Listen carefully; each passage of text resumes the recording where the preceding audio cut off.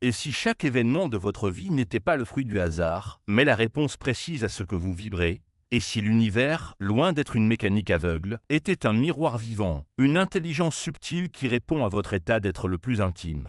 Oubliez tout ce que vous croyez savoir sur la réalité. Ce que vous êtes sur le point de découvrir, c'est une loi qui ne se contente pas de réagir à vos désirs, elle les devance, les sculpte et les reflète avec une précision vertigineuse. Cette loi, ce n'est pas la loi de l'attraction telle que popularisée. C'est une vérité plus profonde, plus ancienne, la loi quantique de la création. Vous ne tirez pas les choses vers vous. Vous êtes leur point d'origine. Dans cette vidéo, vous allez comprendre pourquoi vos pensées, vos émotions et vos décisions dessinent déjà les lignes de votre futur. Et surtout, comment devenir pleinement conscient de ce pouvoir créateur que vous avez toujours porté, mais que vous avez peut-être oublié. Restez avec moi jusqu'au bout. Ce que vous apprendrez ici pourrait transformer la manière dont vous vivez, à jamais.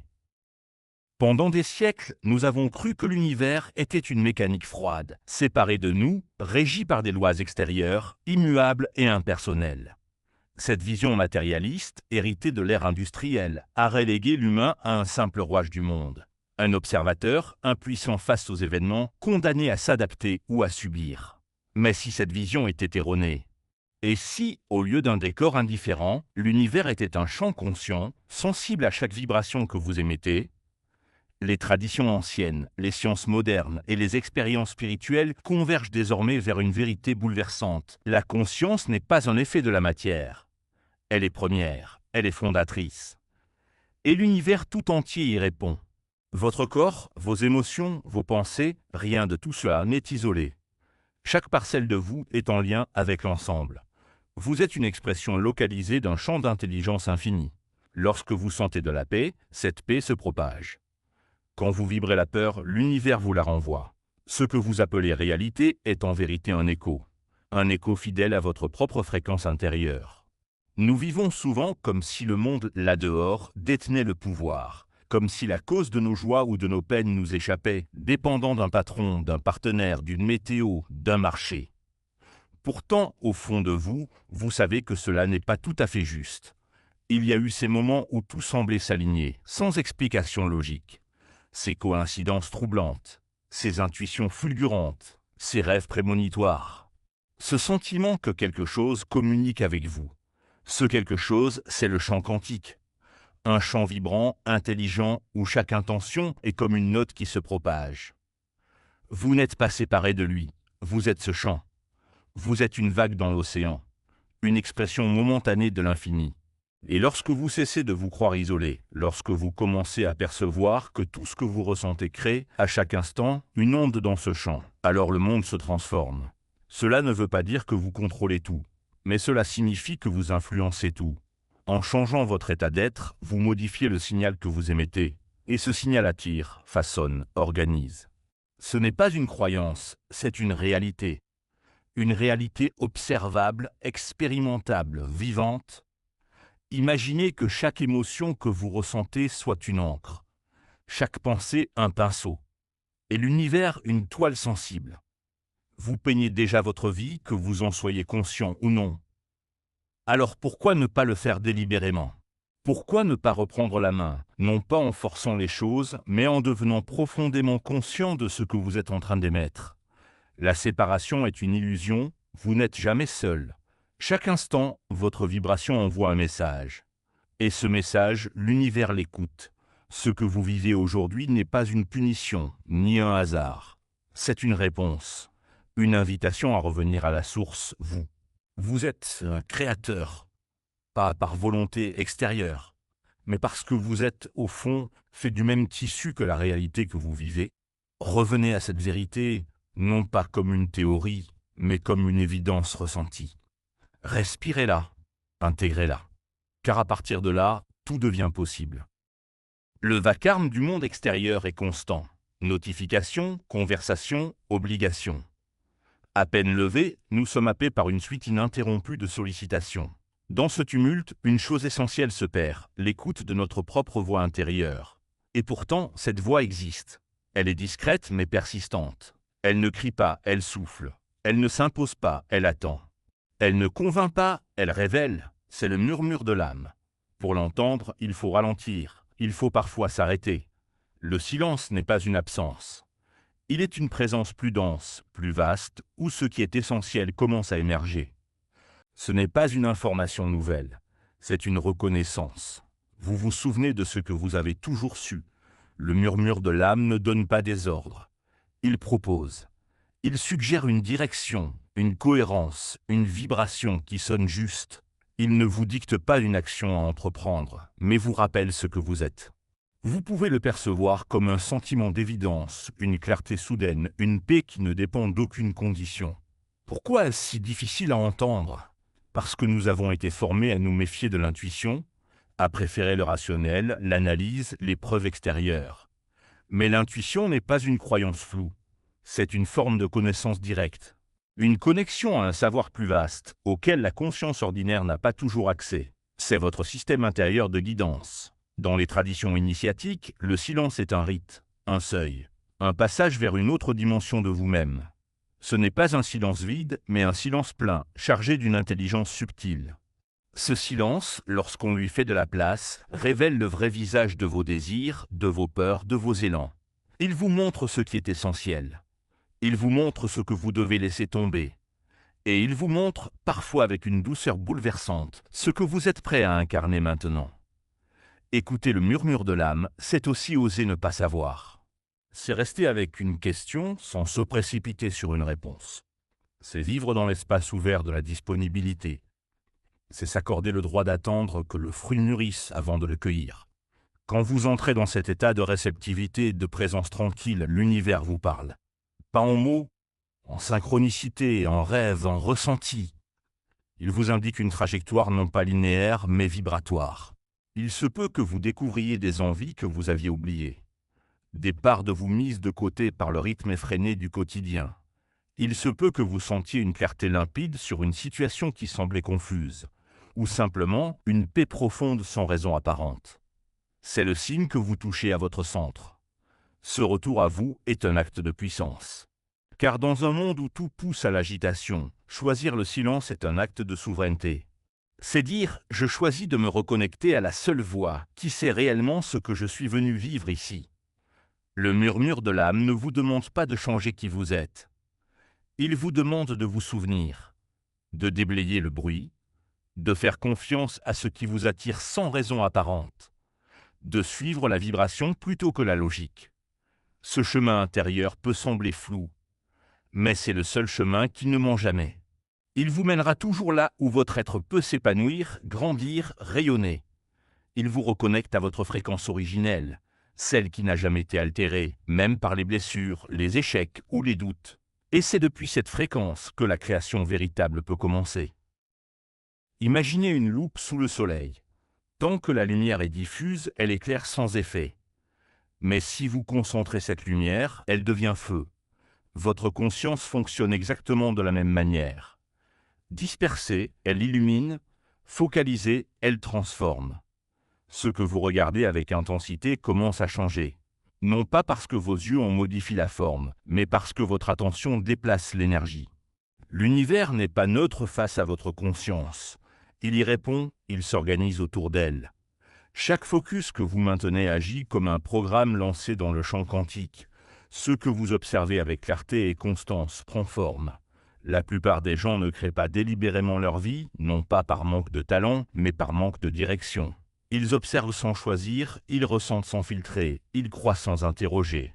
Et ce flux, intérieur, indiscipliné, génère une réalité confuse, contradictoire. La loi quantique n'est pas capricieuse, elle est précise, elle vous offre ce sur quoi vous êtes le plus intensément concentré, que ce soit consciemment ou non. La conscience focalisée, ce n'est pas simplement la visualisation d'un désir, c'est l'état de présence dans lequel vous vous placez pour le vivre comme déjà réel. C'est la décision de retirer votre énergie de ce qui vous disperse, pour la canaliser vers ce qui vous élève. Regardez les enfants lorsqu'ils jouent, ils sont tout entiers dans leur univers. Aucun doute, aucune hésitation. Ce qu'ils imaginent devient pour eux aussi tangible que ce qu'ils touchent. Cette capacité d'absorption totale est le secret de toute manifestation. Les grands visionnaires, les bâtisseurs d'avenir, les guérisseurs intuitifs, tous ont cultivé ce pouvoir d'attention prolongée, sans distraction. Ils ont su maintenir une image, une idée, une vibration, même quand le monde extérieur disait l'inverse. Cela ne demande pas une force surhumaine. Cela demande une discipline intérieure, une hygiène mentale. Cela commence par un choix simple, décider de ce que vous voulez voir grandir et nourrir uniquement cela. Chaque fois que vous pensez à ce que vous redoutez, vous le chargez. Vous le nourrissez. Chaque fois que vous vous concentrez sur ce qui vous inspire, vous l'amplifiez. Vous êtes comme un jardinier invisible, et votre regard est l'eau. Il faut apprendre à choisir les graines que vous arrosez. Mais l'attention seule ne suffit pas. Il faut y ajouter l'émotion, la conviction. Ce n'est pas simplement penser à un but, c'est vibrer à sa fréquence. C'est le ressentir comme si c'était déjà là. C'est inscrire l'image dans votre cœur, pas seulement dans votre tête. Plus vous êtes clair, plus la réponse est rapide. Plus vous êtes cohérent, plus la réalité se plie. Cela peut demander du temps. Pas parce que l'univers résiste, mais parce que votre propre vibration met parfois un moment à se stabiliser. Vous vacillez entre espoir et doute, entre certitude et confusion. Et chaque retour au centre, chaque recentrage est une victoire. Posez-vous la question, sur quoi suis-je vraiment focalisé aujourd'hui? Est-ce sur ce que je veux ou sur ce que je crains? Est-ce sur la solution ou sur le problème? Est-ce que mon regard est clair ou alourdit ce que je vis? L'art de la focalisation n'est pas une technique magique. C'est une posture de l'âme. C'est apprendre à dire oui à une vision intérieure, même quand elle ne trouve pas encore son reflet à l'extérieur. Et c'est ce oui, répété avec amour et constance, qui finit par devenir votre réalité. Vous pouvez prononcer les plus belles affirmations, visualiser des scènes idéales chaque matin, faire 1000 rituels, si votre vibration intérieure ne suit pas, rien ne bougera vraiment. L'univers n'entend pas vos paroles, il ressent votre fréquence. Ce que vous vibrez profondément, de façon stable, devient votre réalité. Non pas ce que vous souhaitez du bout des lèvres, mais ce que vous incarnez, même sans vous en rendre compte. Vos pensées les plus répétées, vos émotions les plus constantes, les croyances que vous ne remettez même plus en question, voilà ce que vous rayonnez. Et l'univers, fidèle à la loi de résonance, vous reflète tout cela. Cela peut être dérangeant, car cela implique que nous ne vivons pas ce que nous méritons, mais ce que nous émettons. La bonne nouvelle, c'est que cela vous redonne le pouvoir. Si ce que vous vivez résulte de votre vibration, alors vous pouvez changer ce que vous vivez en changeant ce que vous vibrez. Mais qu'est-ce qu'une vibration? C'est une signature énergétique, une combinaison de pensées, d'émotions, d'attitudes qui forment une tonalité. Vous êtes une note vivante dans la grande symphonie du monde, et cette note attire les mélodies qui lui ressemblent. Regardez autour de vous. Les relations, les opportunités, les défis que vous traversez, tous sont en résonance avec ce que vous portez. Pas pour vous juger, mais pour vous révéler. Ils sont les reflets de votre intériorité, parfois amplifiés, parfois exagérés, pour que vous puissiez les voir, les comprendre, les transformer. Vous ne recevez pas ce que vous espérez, vous recevez ce que vous êtes. Non pas en surface, mais en profondeur.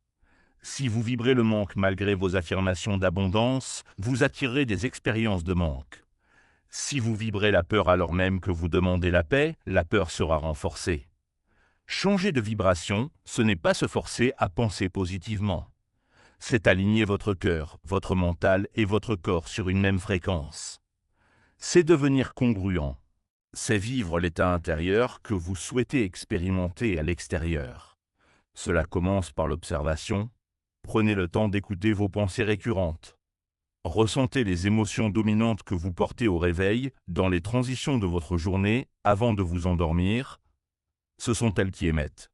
Ce sont elles que l'univers écoute. Ensuite, choisissez, non pas en théorie, mais en pratique. Choisissez une vibration que vous désirez incarner.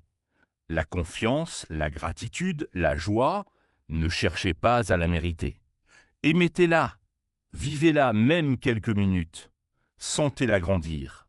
Et observez comment votre environnement commence subtilement à s'y ajuster.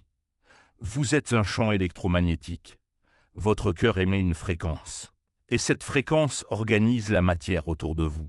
Elle attire les personnes, les synchronicités, les événements, les intuitions qui correspondent à son niveau. Cela peut paraître abstrait, jusqu'à ce que vous le viviez.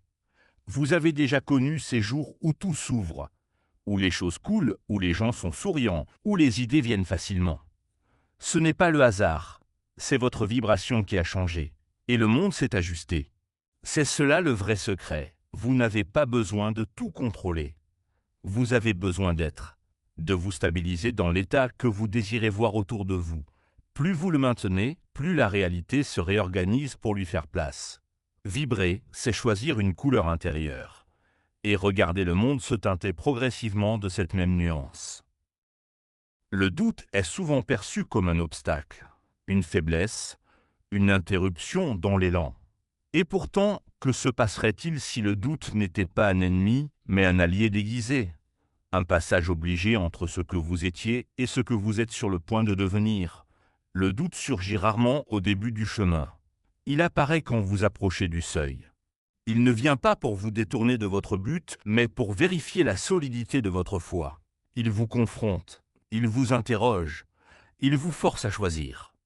À choisir de croire malgré l'absence de preuves, malgré l'incertitude, malgré la peur. C'est une initiation. Dans la vie de tout être en chemin, il y a un moment suspendu, une faille dans la certitude. Une voix intérieure qui demande « Et si tu te trompais ?» Cette voix n'est pas là pour vous détruire. Elle est là pour purifier votre intention, pour affiner votre alignement, pour vous aider à différencier un désir superficiel d'un appel profond. Car seuls les élans les plus vrais survivent au doute. Le doute vous oblige à aller chercher votre propre lumière, là où personne ne peut la trouver à votre place. Il vous retire les béquilles extérieures, les validations, les preuves, il vous pousse dans le vide et vous demande d'y déployer vos ailes. Ce moment de vide est sacré. Il vous permet de redéfinir ce que vous croyez, non plus par conditionnement, mais par conviction personnelle. Ce que vous traversez alors n'est pas un échec, c'est une refonte, une transmutation. Mais attention, il y a deux types de doutes. Le doute stérile, qui tourne en boucle, vous paralyse, vous isole. Et le doute sacré, celui qui remet en question pour vous ramener à l'essentiel. Le premier vous affaiblit, le second vous élève. Comment distinguer les deux? Le doute sacré est exigeant, mais il laisse place à la croissance. Il pose des questions, mais il n'éteint pas la lumière. Il secoue, mais il vous pousse à écouter plus profondément ce qui en vous demeure inaltérable. Lorsque le doute sacré vous visite, ne cherchez pas à le faire taire. Asseyez-vous avec lui. Écoutez ce qu'il révèle. Il est souvent le dernier voile avant la révélation. C'est dans les ténèbres que naît la lucidité. C'est au cœur du brouillard que la direction se précise. Le doute vous apprend à faire confiance sans garantie. Il vous apprend la foi, pas la foi aveugle, mais la foi enracinée, celle qui ne dépend plus d'aucune circonstance. Celle qui dit « je ne vois pas encore, mais je sais », celle qui transforme l'invisible en réalité tangible. Chaque grande transformation est précédée d'un moment de désorientation. C'est normal. Le mental perd ses repères. L'ancien monde se dissout. Le nouveau n'est pas encore là. Et vous flottez entre deux rives. Dans cet entre-deux, ce que vous nourrissez devient déterminant. Nourrissez la peur, elle grandira. Nourrissez l'espoir, il s'installera. Nourrissez la vérité intérieure, elle deviendra votre phare. Le doute ne vous éloigne pas de votre chemin. Il teste votre capacité à y rester même quand tout vacille. Il vous offre un miroir. Suis-je prêt à être ce que je prétends vouloir? Suis-je aligné? Suis-je honnête avec moi-même? La réponse n'a pas besoin d'être parfaite. Elle doit être sincère. Et dans cette sincérité, une force nouvelle naît. Une force tranquille, invisible mais puissante. Celle de l'âme qui a traversé la nuit et qui sait désormais que la lumière ne dépend pas de l'extérieur. Elle est là, en elle, inaltérable. Vous n'attirez pas ce que vous voulez. Vous attirez ce que vous croyez être. L'univers ne répond pas à vos espoirs, il répond à votre identité. Beaucoup veulent une réalité différente, sans jamais changer la façon dont ils se perçoivent eux-mêmes. Ils répètent des mantras, cherchent des opportunités, espèrent une transformation, tout en conservant l'image intérieure d'un être limité, en attente, pas encore prêt. Et tant que cette image ne change pas, rien de profond ne change. L'identité n'est pas un masque social, c'est une vibration constante, une signature intérieure que vous portez comme une fréquence de base. C'est elle qui dicte vos choix, vos pensées, vos émotions, votre posture. C'est elle qui conditionne ce que vous êtes capable de recevoir. Changer d'identité n'est pas jouer un rôle. C'est réveiller en vous la version de vous-même qui est déjà en alignement avec ce que vous voulez vivre. C'est pas une imitation, c'est une révélation. Posez-vous cette question, qui serais-je si je vivais déjà la vie que je désire? Comment marcherais-je? Comment parlerais-je? Quelle énergie émanerait de moi? Quelle serait ma respiration, mon regard, ma posture face aux défis? Et surtout, quelle décision prendrais-je? Car tout par-delà du choix d'incarner cette version de vous-même, non pas plus tard, mais maintenant. Vous n'avez pas besoin d'attendre que les circonstances valident cette nouvelle version. Ce sont vos actes, vos pensées, vos attitudes qui vont l'installer jour après jour. C'est votre cohérence intérieure qui va créer l'écho dans le réel. L'incarnation n'est pas un concept spirituel abstrait. C'est un acte concret. C'est décider d'incarner une vibration plus élevée dans votre quotidien. C'est dire « je suis déjà cette version de moi », même si le monde ne le voit pas encore. Ce qui change alors, ce n'est pas seulement votre intérieur. Ce sont les événements, les rencontres, les signes, car la réalité réagit à votre posture d'être. Elle ne sait pas faire semblant, elle reflète avec précision. Incarner une nouvelle identité demande du courage. Cela vous pousse à lâcher l'ancienne, à abandonner les rôles que vous jouiez, même s'ils étaient sécurisants, à vous défaire des justifications, des excuses, des anciennes blessures qui servaient de repères. Mais cette libération crée un espace. Et dans cet espace, le nouveau peut naître. C'est un processus, pas un déclic instantané. Vous allez osciller. Revenir parfois aux anciens schémas. Douter de cette version de vous-même. Mais chaque fois que vous choisissez consciemment de la réactiver, vous la renforcez. Vous l'ancrez. L'univers ne résiste jamais à une identité assumée. Il s'y aligne. Ce que vous êtes en train de vivre est peut-être le reflet d'une version dépassée de vous-même. Une ancienne vibration. Une ancienne croyance. Mais dès l'instant où vous commencez à vibrer autrement, cette réalité commence, elle aussi, à se modifier. Ne cherchez plus à mériter une nouvelle vie. Soyez celui ou celle qui vit déjà à son niveau. Ne cherchez plus à convaincre l'extérieur. Devenez la preuve vivante de votre propre transformation. Le passé vous raconte, le futur vous projette, mais seul le présent vous crée. C'est dans le maintenant que se joue toute transformation véritable. Non dans vos souvenirs, non dans vos attentes. Mais ici, dans ce battement exact entre deux respirations. L'instant présent n'est pas un refuge passif. C'est un lieu de pouvoir. Un point d'accès direct à la matrice créatrice de l'univers. Quand vous êtes pleinement présent, quelque chose change. Votre énergie cesse de fuir vers ce qui a été ou ce qui pourrait être. Elle s'ancre, elle s'intensifie. Et dans cette intensité, un espace s'ouvre. Un espace d'influence, de décision, de création. La plupart des gens vivent en exil de l'instant.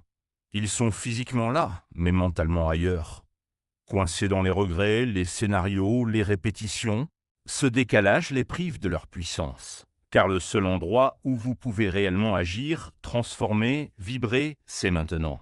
L'instant présent n'a pas besoin d'être parfait pour être puissant. Il a seulement besoin d'être habité. Quand vous le pénétrez pleinement, vous quittez le temps linéaire pour entrer dans un temps vibratoire, un espace où toutes les potentialités coexistent. C'est pourquoi de nombreuses traditions méditatives parlent du pouvoir de l'instant. Ce n'est pas une idée inspirante. C'est une loi énergétique. Quand votre conscience se concentre totalement dans le moment présent, elle devient comme un laser. Elle perce les voiles. Elle déchire les automatismes. Elle donne forme. C'est dans ce type de présence que les miracles surgissent. Les guérisons, les intuitions fulgurantes, les basculements inattendus. Non parce que vous avez tout contrôlé, mais parce que vous avez tout relâché, sauf votre attention. Être présent, c'est choisir de ne plus fuir. C'est ne plus nourrir les récits du mental, mais écouter la vie telle qu'elle est, ici et maintenant. C'est sentir le sol sous vos pieds, l'air dans vos poumons, Le silence entre les bruits. C'est revenir à l'évidence d'être. Dans cet état, vous devenez canal. Non pas d'un message extérieur, mais de votre fréquence la plus pure. Vous ne forcez rien, vous vous alignez. Et c'est dans cet alignement que les choses bougent. Votre passé peut raconter 1000 histoires. Votre futur peut semer 1000 doutes. Mais ce que vous ressentez maintenant, ce que vous choisissez maintenant, devient le centre à partir duquel la réalité se déploie. L'instant présent est votre trône, votre laboratoire, votre tremplin. Plus vous l'habitez, plus vous créez. Non pas dans l'urgence, mais dans l'évidence. L'imagination n'est pas un luxe. Ce n'est pas une fantaisie réservée aux artistes ou aux rêveurs. C'est l'un des outils les plus puissants que possède l'être humain pour façonner sa réalité. Ce que vous êtes capable d'imaginer, vous êtes capable de commencer à manifester. Pas par magie, par vibration. L'imagination est la première étape de la création, le moule subtil dans lequel la matière vient s'inscrire. Chaque vision claire que vous nourrissez devient une graine déposée dans le champ quantique. Et comme toute graine, elle a besoin de temps, d'attention et de confiance pour germer. Mais pourquoi tant de personnes négligent-elles leur imagination? Parce qu'elles ont appris à la considérer comme un jeu sans conséquences. Parce qu'elles croient que le réel est dur, rigide, limité, et que l'imaginaire est au mieux une échappatoire. Or, c'est exactement l'inverse. L'imaginaire est l'espace où vous testez vos futurs possibles, où vous rencontrez des versions de vous encore inexplorées, où vous vibrez à des fréquences que votre quotidien n'a pas encore reflétées, mais qui sont déjà actives en vous. Dans votre imaginaire, vous êtes libre. Vous pouvez voir, ressentir, créer, expérimenter. Et cette liberté est précieuse, car elle vous permet d'étendre votre conscience, d'anticiper vibratoirement ce que vous souhaitez voir surgir. Imaginez un architecte qui construirait sans plan. Impossible. L'imagination est ce plan invisible, ce schéma préalable, ce dessin énergétique.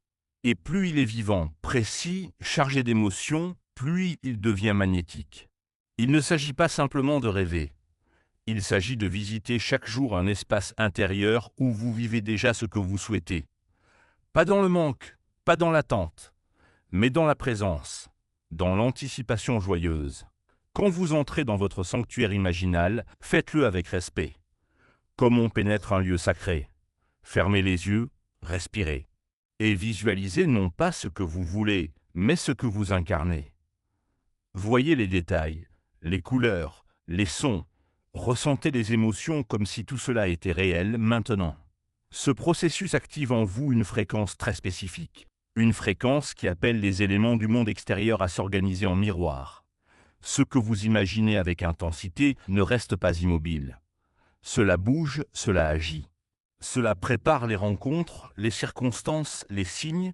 Vous ne le voyez pas encore, mais l'univers répond déjà. Il vous demande simplement de continuer à nourrir cette vibration, à entretenir le feu intérieur sans exiger un résultat immédiat, car ce n'est pas à vous de déterminer comment tout se manifestera. C'est à vous d'en maintenir la clarté, la cohérence, la constance. Ce sanctuaire imaginal devient alors une extension de vous, un espace de retrouvailles avec votre essence la plus vaste, un lieu où tout est possible parce que rien n'est encore figé. Plus vous le visitez, plus il s'ouvre. Plus vous y mettez de foi, plus il devient réel. Vous avez planté la graine. Vous l'avez arrosée chaque jour par votre attention, votre foi, votre vibration, et pourtant, rien ne semble se manifester. Alors, le doute revient. L'impatience gronde. Vous vous demandez, que dois-je encore faire? La réponse tient en un mot, lâcher. Non pas abandonner, mais relâcher la tension. Cessez de forcer. Cessez de vouloir contrôler le comment, le quand, le par qui. Le véritable lâcher-prise n'est pas une démission. C'est un acte de puissance. C'est la confiance ultime en l'intelligence du champ quantique. Tant que vous vous attachez au résultat, vous vibrez l'angoisse du manque. Vous vibrez l'idée que ce que vous souhaitez n'est pas encore là. Et donc, vous bloquez son accès. Le non-attachement, lui, ne dit pas « je m'en fiche ». Il dit « je fais ma part et je laisse la vie orchestrer le reste ». Cela peut sembler contre-intuitif dans un monde où tout repose sur l'action, la maîtrise, l'anticipation. Mais dans l'univers subtil, c'est souvent l'ouverture, la réceptivité, l'abandon sincère qui déclenchent les plus grandes manifestations. Le lâcher-prise est une posture intérieure. Il consiste à affirmer « je sais que c'est en route, même si je ne sais pas comment cela viendra ». C'est la foi incarnée, non comme croyance, mais comme vibration stable. La plupart des gens veulent que leur réalité se transforme avant de relâcher la pression. Mais c'est justement ce relâchement qui permet à la réalité de s'ajuster. L'univers ne répond pas à la crispation, il répond à l'alignement détendu. Imaginez que vous commandez un objet précieux. Vous avez choisi avec soin, passez commande, confirmez votre adresse. Le colis est en route, mais chaque jour, vous recontactez le service client, exigez une preuve, menacez d'annuler. Ce stress n'accélère rien. Il vous épuise et bloque la réception. Dans la vie, c'est la même chose. Une fois votre intention vibratoirement claire, votre tâche n'est plus de répéter, de forcer, de revendiquer. Votre tâche est de vous préparer à recevoir, de maintenir l'espace, d'ouvrir vos mains. Lâcher prise, ce n'est pas devenir passif. C'est choisir une forme active de confiance, c'est agir avec sérénité. C'est dire à la vie, je suis prêt, tu peux me surprendre. Cela ne veut pas dire que vous n'agirez plus jamais. Cela veut dire que vos actions seront inspirées, alignées, joyeuses, non dictées par la peur, mais guidées par l'élan. Ce type de foi n'est pas naïveté, c'est sagesse. C'est comprendre que le temps cosmique ne suit pas l'agenda humain, que l'univers voit plus loin, plus grand, plus juste. Souvent, ce que vous désirez est en route, mais vous n'êtes pas encore complètement prêt à le recevoir. Pas parce que vous n'êtes pas assez, mais parce que certaines parts de vous ont encore besoin d'intégration, de maturation, de libération. Le non-attachement vous libère de cette pression. Il vous place dans une posture royale, une posture de création détendue, puissante, ouverte. Et c'est souvent dans ces moments de relâchement total que les plus grandes surprises se manifestent. Il arrive un moment sur le chemin où vous cessez de chercher des réponses à l'extérieur. Un moment où vous ne demandez plus à l'univers s'il vous soutient, mais où vous devenez vous-même l'incarnation de sa loi. Ce moment, c'est le basculement de la conscience créatrice vers la conscience souveraine. Ce n'est plus seulement comprendre la loi quantique, c'est devenir la loi. Cela ne signifie pas dominer. Cela signifie vibrer avec une telle clarté, une telle stabilité, que vous n'avez plus besoin de convaincre. Votre simple présence crée, élève, aligne. Vous êtes devenu un point d'ordre dans le chaos, un vecteur d'harmonie dans le champ.